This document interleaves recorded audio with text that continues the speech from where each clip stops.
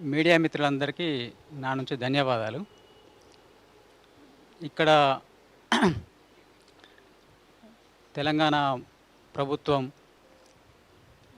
అంటే మీరు సరెండర్ అయ్యి బతకడం వల్ల మీకు ఉపాధి కల్పిస్తాం అనేటువంటి విషయాన్ని ప్రభుత్వం అంతకుముందు నుంచే చెప్తున్నది.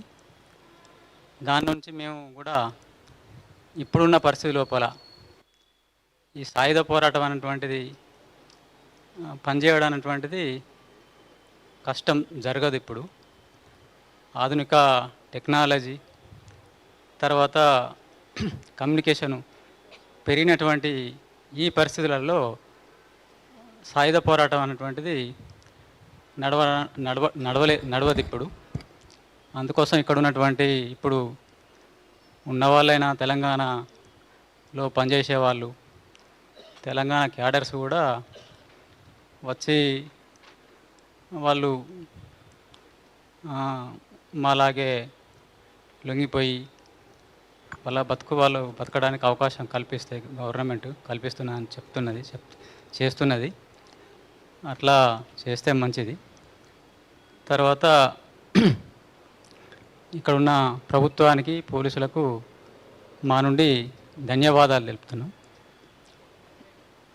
రాజిరెడ్డి గారు ఇప్పుడు దేవిజీ మీ దగ్గరే ఉన్నాడు. ఎందుకంటే దేవిజీ మీ దగ్గర ఉన్నది ఒక స్టేట్మెంట్ వచ్చింది, కానీ చూస్తేనే మాత్రం కొంత కన్ఫ్యూజన్ ఉంది. దేవిజీ ఉన్నాడా లేడా మీ దగ్గర?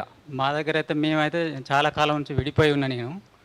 నేను అనారోగ్య సమస్య నుంచి దూరంగా ఉన్నా. తర్వాత నేను అనారోగ్య సమస్య నుంచి లొంగిపోతున్నా.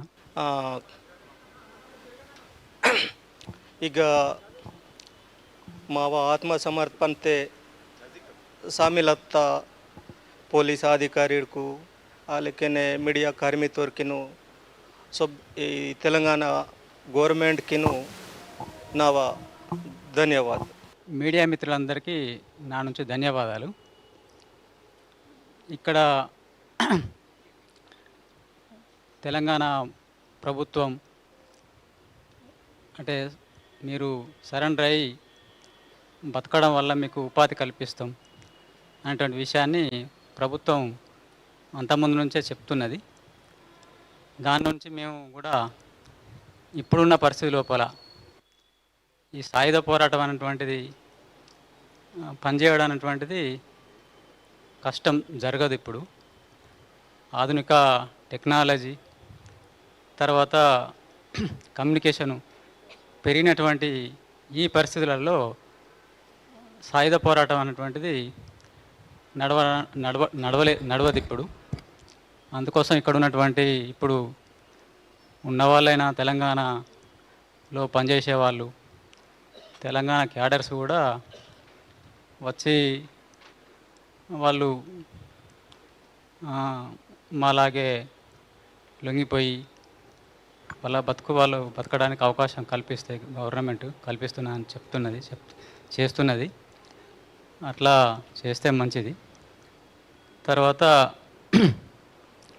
ఇక్కడున్న ప్రభుత్వానికి పోలీసులకు మా నుండి ధన్యవాదాలు తెలుపుతున్నాం. రాజిరెడ్డి గారు ఇప్పుడు దేవిజీ మీ దగ్గరే ఉన్నాడు. ఎందుకంటే దేవిజీ మీ దగ్గర ఉన్నది ఒక స్టేట్మెంట్ వచ్చింది, కానీ చూస్తేనే మాత్రం కొంత కన్ఫ్యూజన్ ఉంది. దేవిజీ ఉన్నాడా లేడా మీ దగ్గర? మా దగ్గర అయితే మేమైతే చాలా కాలం నుంచి విడిపోయి ఉన్నా. నేను అనారోగ్య సమస్య నుంచి దూరంగా ఉన్నా.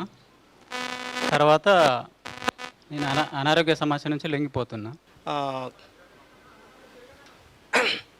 ಈಗ ಮಾವ ಆತ್ಮಸಮರ್ಪಣತೆ ಶಾಮಿಲತ್ತ ಪೊಲೀಸ್ ಅಧಿಕಾರಿಗೂ అలాగే మీడియా కార్మికులకిను సబ్ ఈ తెలంగాణ గవర్నమెంట్కిను నా ధన్యవాదాలు.